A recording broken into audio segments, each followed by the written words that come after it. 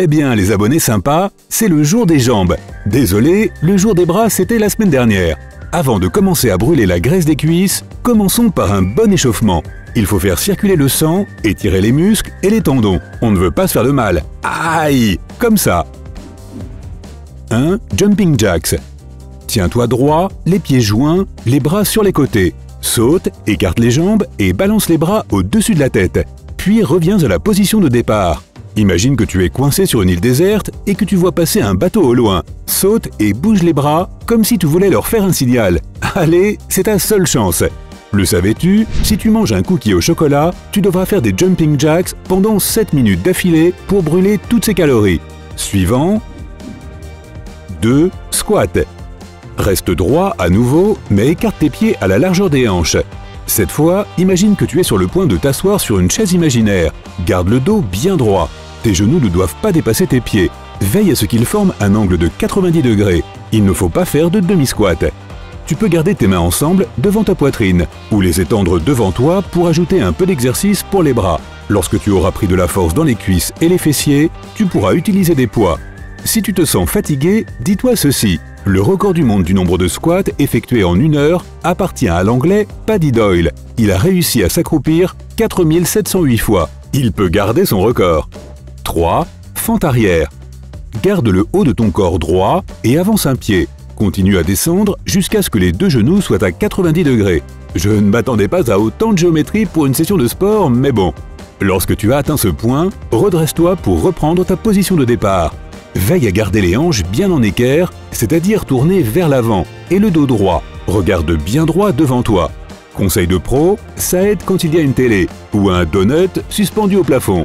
Les fentes avant tonifient parfaitement les muscles de tes cuisses et aident à brûler le gras autour de ta taille. Et voici le prochain exercice. 4. Cercle avec les jambes. Allonge-toi sur le dos et lève une jambe vers le plafond. Maintenant, fais un grand cercle avec.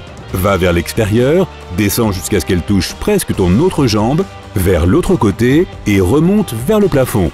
Garde cette jambe droite tout le temps. Nous en ferons 5 dans le sens des aiguilles d'une montre et 5 dans le sens inverse pour chaque jambe. Imagine que ton pied est une baguette magique et que tu essaies de jeter un sort sur ton plafond. Disparition de la toile d'araignée. Ah non, ça n'a pas marché. La clé pour faire correctement cet exercice est le rythme. Fais-le lentement, nous ne sommes pas dans une compétition pour savoir qui peut dessiner le plus de cercles dans l'air. Si tu le fais trop vite, les muscles des cuisses ne travailleront pas autant. Ok, nous avons fini avec celui-là. 5. Élévation de jambe arrière. Hey, j'aimerais bien faire cet exercice là tout de suite. Mets-toi à 4 pattes, les épaules au-dessus des poignets et les hanches alignées avec les genoux. Celui-ci est un peu compliqué, alors regarde bien. Soulève ton pied gauche tout en gardant le genou plié à un angle droit. Ta cuisse doit être parallèle au sol. Et si on rentre dans les détails, le mollet doit rester perpendiculaire. Ne fais pas de trop grands mouvements. Tends cette jambe derrière toi, ramène-la vers le haut et redescends vers le sol. Fais pareil de l'autre côté. Le pouvoir secret de cet exercice est d'isoler les muscles des cuisses et de ne les utiliser que pour soulever tes jambes. La position correcte du corps contribue à cela. L'erreur la plus courante est de ne pas gainer le ventre. Blop, contracte des abdominaux pour garder ton dos droit. Veille aussi à ne pas bouger trop vite et à ce que tes hanches ne tournent pas. 6. Le petit pont. Allonge-toi sur le dos, plie les genoux et pose tes pieds sur le sol. Maintenant, lève les hanches de façon à ce que ton corps soit en ligne droite. Tiens le pont pendant quelques secondes, puis redescends lentement. Quand tu es prêt, on y va. Prends ton temps. Utilise les muscles des cuisses pour soulever le corps, pas les muscles du dos. Tu peux faire le petit pont sur une seule jambe. Les étapes sont les mêmes. Il suffit de soulever une jambe. Ce style divise tes points d'appui en deux et fait peser l'effort sur la cuisse. Donc la cuisse qui reste à terre doit faire 2 fois plus de travail. Je pense que tu as bien réussi à faire celle-là. J'ai gardé le plus dur pour la fin. 7. Burpees. Celui-là n'est pas facile. Tiens-toi droit, les jambes écartées à la largeur des hanches. Accroupis-toi, touche le sol et mets tes jambes en position de pompe. Reviens en avant sur ta position pour te relever. Répète ces étapes et nous en ferons autant que possible en 20 secondes. C'est parti, je suis avec toi.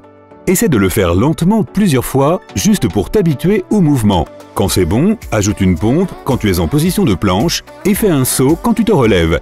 Le corps humain compte environ 650 muscles. En ce moment, tu les utilises presque tous.